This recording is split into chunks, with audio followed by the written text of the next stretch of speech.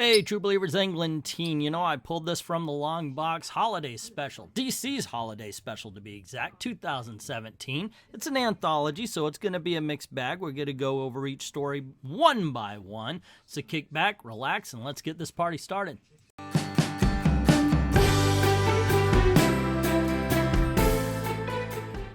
Right out of the gate, we have The Reminder, which stars Bebo, John Constantine, and Clark Kent. And John Constantine, of course, is being his usual cryptic self. And Bebo says, hey, don't worry, Superman can do anything. Clark Kent said, well, he can't do everything. And Bebo sets him straight. This is just the setup. And he says, well, I heard some stories, and here they are. The first story told is 'Twas the Night Before Christmas, starring Batman. An old lady and a young boy are out in the snow. They're traveling. They try to seek shelter. They're turned away. The grandmother dies, and her ghost tells the little boy that she will never leave him.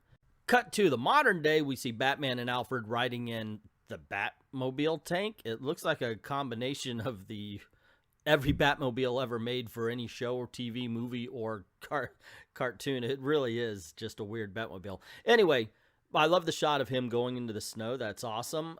This is the problem. He's going to this house where we see the grandmother now with the kid all grown up, and he's got hostages. Apparently, these are people to turn him away, and grandma wants revenge. Now, we don't get to know the guy as an adult, so we have no idea if this is a redemption story. Is he really feeling bad about what he's got to do? Obviously, that's what they want you to feel, but did the grandmother push him to be a bad guy up until this moment? We have no idea, therefore we're not able to actually feel what the story is trying to convey. Green Arrow and Black Canary star in You Better Think Twice, written by Margaret Scott and drawn by Phil Hester.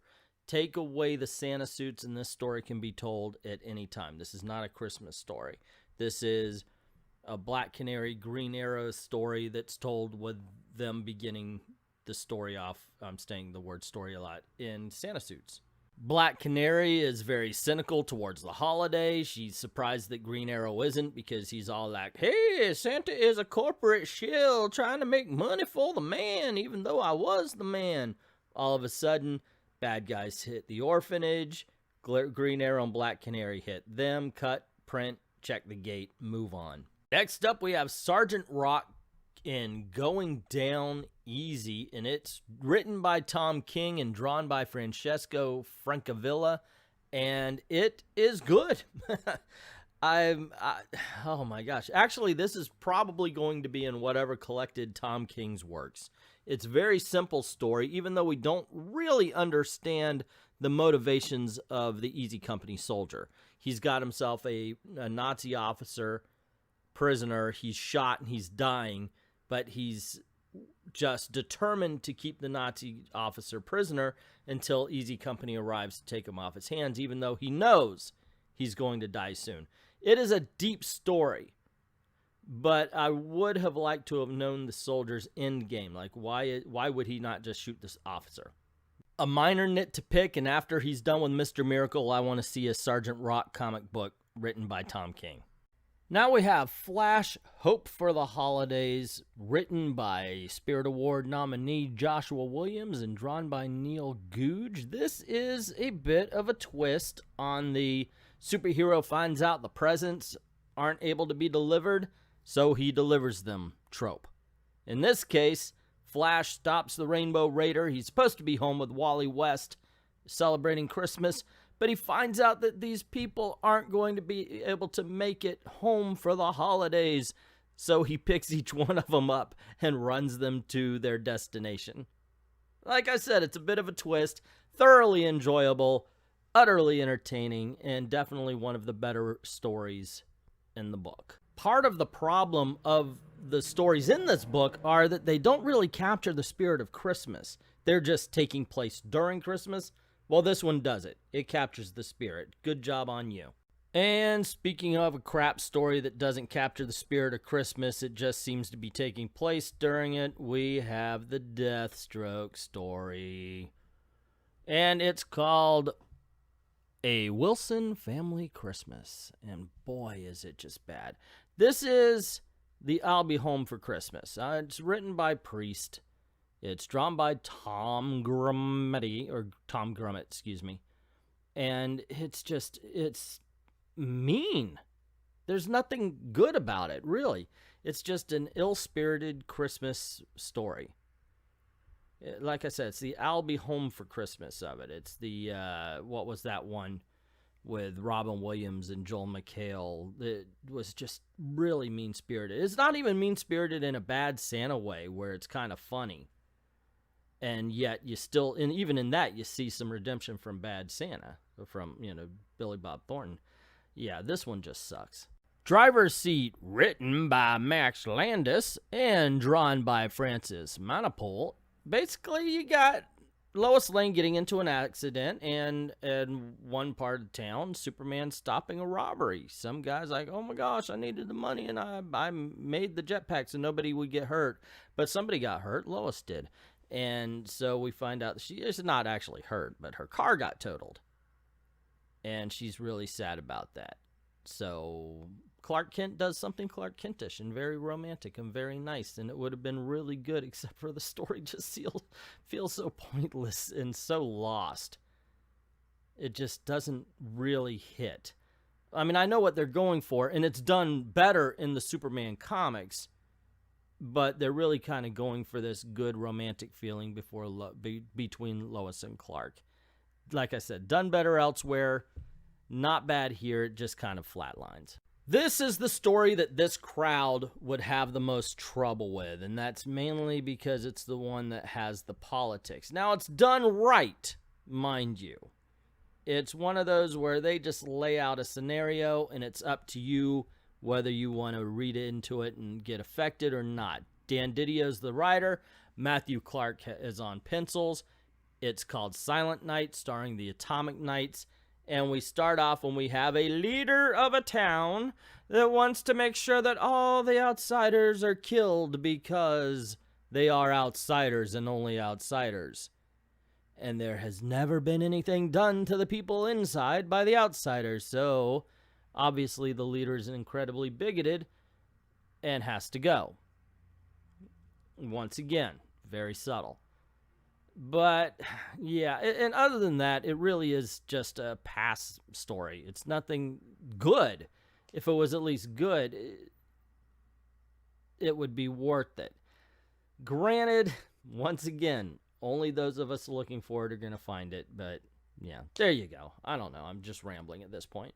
So, this story, starring the Teen Titans, written by Shea Fontana, drawn by Otto Schmidt, doesn't say that it's Starfire's first Christmas, but it writes her that way. It actually says December 24th. Now, if it said December 24th, 1990, 2000, whatever, put it in the past, okay, I could understand this.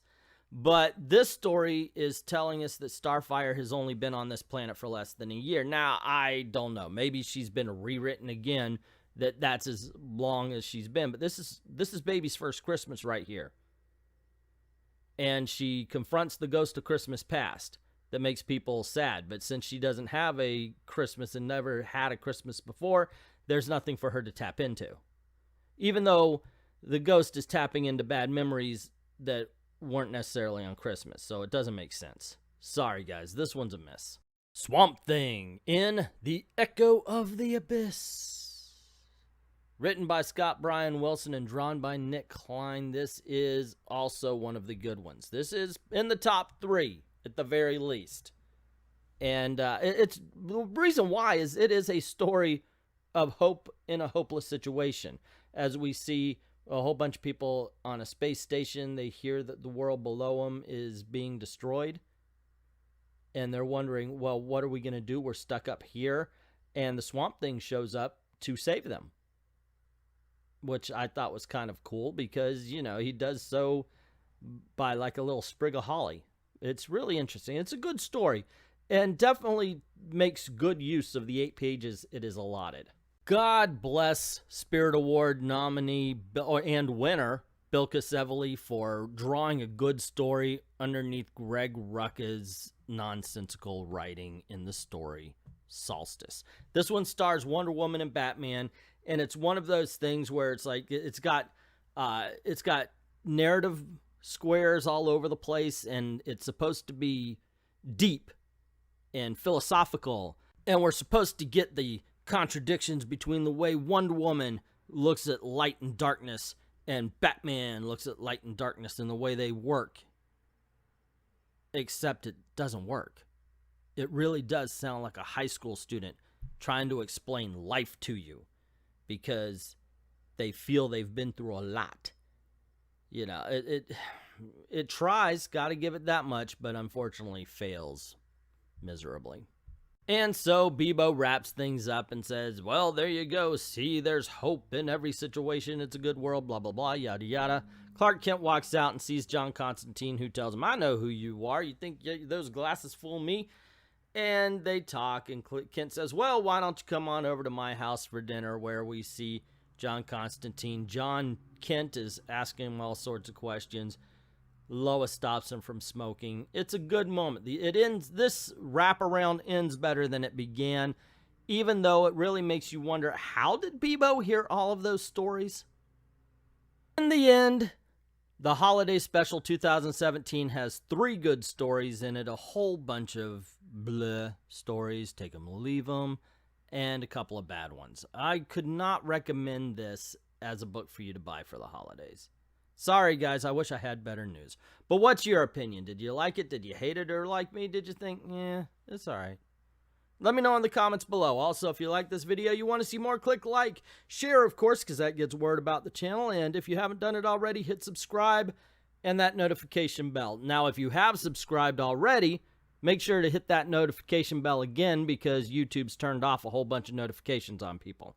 Like to also say this is the way we make our living, so if you don't mind, head on over to Patreon. Drop $1 in the till, helps keep the lights on and help us keep making videos for you. Would like to thank everybody who's already done that, and to everyone, all of the true believers, thank you very, very much for watching, and Merry Christmas.